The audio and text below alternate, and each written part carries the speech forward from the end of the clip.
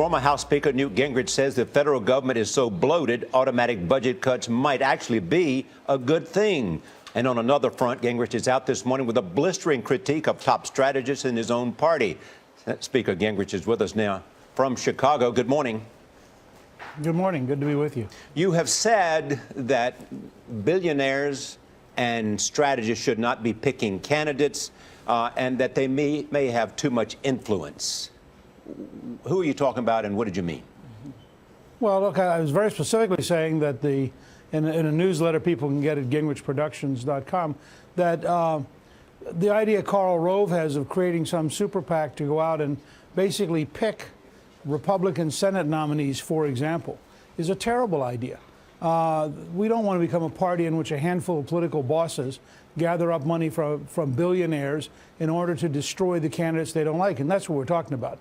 When you get involved in these kind of primary fights, it's almost all negative advertising, and it's all by outsiders. I think this is a very dangerous model. The fact is, last year, we lost 9 U.S. Senate races that we could have won. There's some very deep rethinking we need to do as a party, but it isn't gathering up more money by Washington consultants for them to try to handpick across all 50 states the people they think should be in the U.S. Senate. But are you also critical of the Koch brothers and the amount of money they spent in the 2012 election?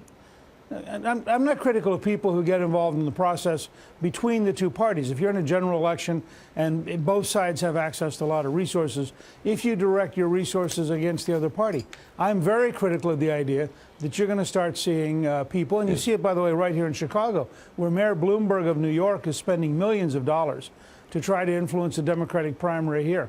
There's something wrong. We need a campaign reform that really does allow the candidates to raise the money directly so the candidates can spend the money. And the rise of all these super PACs, I think, frankly, is very dangerous to the long-term health of our society. I want Gayle to get in here for just a moment, but you also are critical of the running of the 2012 campaign because you say they were not nearly as sophisticated in the techniques they used in understanding America and how to reach America.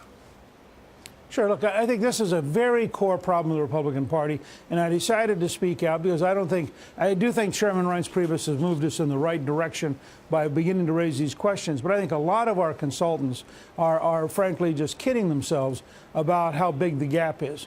The Obama campaign today is about 8 years or 10 years ahead of the Republican Party in very fundamental effort to understand the country.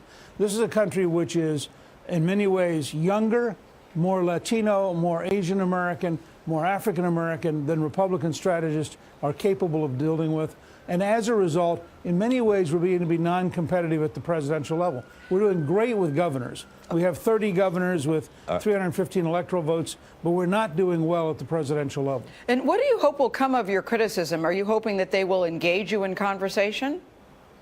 Look, I hope, first of all, that the major donors will think long and hard before they turn lots of money over to consultants who lost 9 Senate races last year that we could have won. And I hope, second, that the entire party will come to a conclusion that the Republican Party has to be capable of competing in all of America, in reaching out to every part of the American society, and in providing better solutions than the Democrats provide. You can't just be an opposition party.